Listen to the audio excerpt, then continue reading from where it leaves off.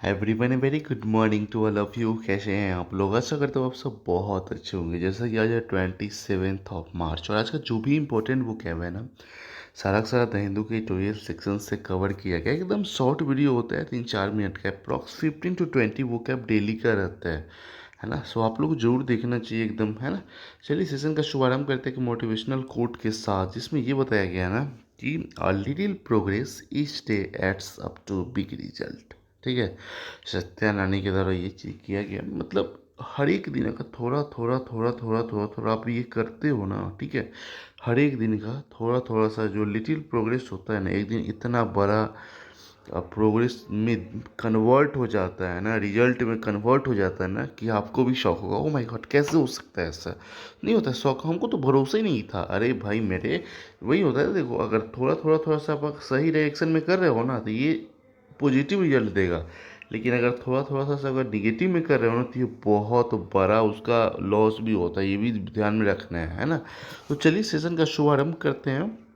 सबसे पहला जो वर्ड है ना, सॉलिसिट। देखो सॉलिसिट क्या है, एक्चुअली एक वर्ब है, ठीक है, जिसका मतलब होता है अगर किसी व्यक्ति से ना, अगर हम कोई चीज़ का या अगर धन मांगते हैं या फिर सहायता मांगते हैं, है ना, जैसे या फिर पैसा वगैरह के लिए किसी से to ask somebody for money, उसी को सॉलिसिट कहा जाता है। इस सेंटेंस में हम यूज कर सकते हैं, they try to solicit support for the proposal. ठीक है, इस तरह से सेंटेंस में हम यूज कर सकते हैं। नेक्स्ट स्पेकुलेटिव जो है ना, एक एडजेक्टिव है जिसका मतलब होता है अनुमान लगाना। मतलब किसी चीज़ के बारे में, मतलब बेस्ड ऑन गेसिंग विदाउट नोइंग द फैक्ट। मतलब अनुमान हम कब लगाते हैं, मतलब जो रियलिटी हमको नहीं पता होता है, ठीक है, लेकिन फिर भी कहते हैं अच्छा ऐसा हो सकता है, ऐसा ये हो सकता है ना। मतलब अनुमान लगाने का, अच्छा लगता है बारिश हो जाएगा एकदम, पूरा लगता है वहाँ पे ये कांड हो जाएगा एकदम, है ना, उसी को स्पेकुलेटिव कहा जाता है। नेक्स्ट यहाँ पर फ्लैग। देखो फ्लैग आप, एक तो नाउन होता है जिसका मतलब झंडा होता है, ठीक है।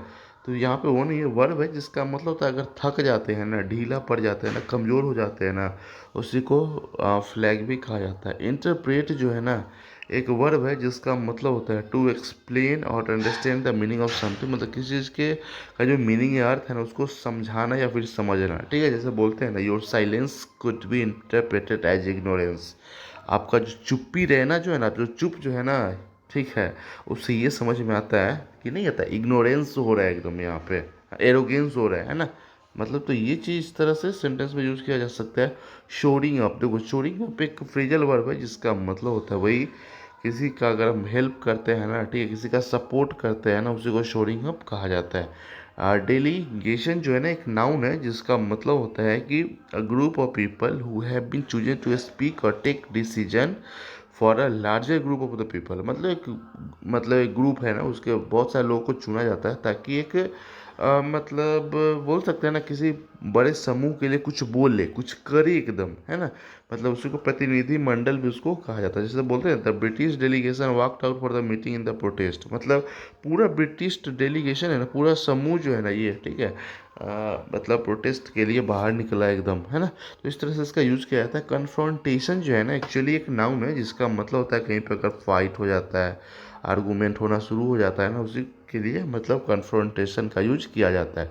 कई सेशन पसंद आ रहा है ना, तो ज़रूर आप इसको शेयर करो। चैनल पे पहली बार है तो आप सपोर्ट जरूर कर सकते हैं, चैनल को सब्सक्राइब करिए, क्योंकि रोज़ का नोटिफिकेशन आपको एकदम मिलता रहे। नेक्स्ट है यहाँ पे प्रोवोकेशन जो है ना, एक नाउन है, ठीक है, जिसका मतलब होता है कि अगर जानबूझ करके कोई हरकत किया जाता है ना, जानबूझ करके किसी को परेशान किया जाता है ना, उकसाया जाता है ना, ठीक है ना, उसी को प्रोवोकेशन कहा जाता है। जैसे यहाँ पे you should never hit children even under extreme provocation, है ना।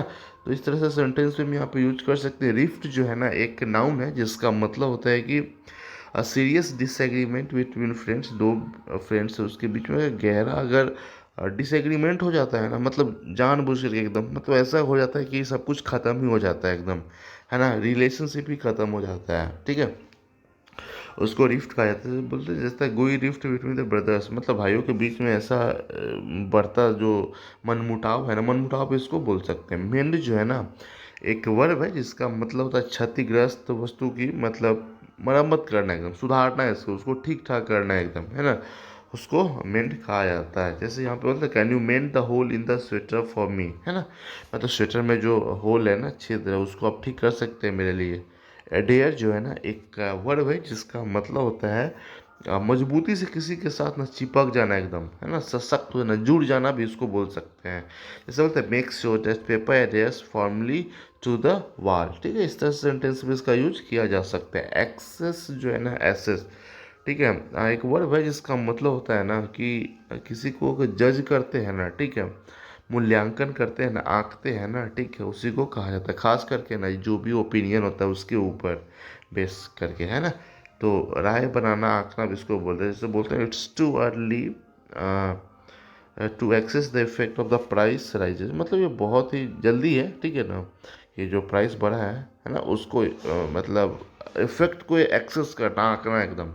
नेक्स्ट है निम्बल, जो है ना एक एडजेक्टिव है जिसका मतलब है बहुत ज़्यादा जो एक्टिव रहता है ना, ठीक है, जो फुर्तीला रहता है, ये भी बोल सकते हैं एकदम, उसी को निम्बल कहा जाता है। नेक्स्ट है सिंकिंग शिप, जो है ना, देखो एक तो होता है, क्या होता है जहाज डूबना, मतलब सिंकिंग मतलब क्या होता है डूबना, और शिप मतलब जहाज। तो यहाँ पे मीनिंग इसका क्या होता है कि कोई भी अगर बड़ा ऑर्गेनाइजेशन है, कंपनी है, अगर वो फेल हो रहा है ना, मतलब ख़त्म हो रहा है ना, ठीक है, बंद होने की कगार पे है ना, उसी को सिंकिंग शिप कहा जाता है। नेक्स्ट यहाँ पे कन्वल्चर जो है ना एक नाउन है जिसका मतलब होता है कि, नहीं बोलते हैं sudden violent movement of the body date you can not control, मतलब अचानक इस तरह से नहीं हो जाता, ऐठन नहीं बोलते हैं एकदम, या फिर मरोड़ आ जाता है जिसको हम कंट्रोल ही नहीं कर पा रहे होते हैं, है ना। जैसे बोलते हैं children sometimes have convulsion when they are ill, जब बीमार होता तो नहीं होता एकदम शरीर इधर उधर घुमाने लगना एकदम, उसी को कन्वर्जन कहा जाता है।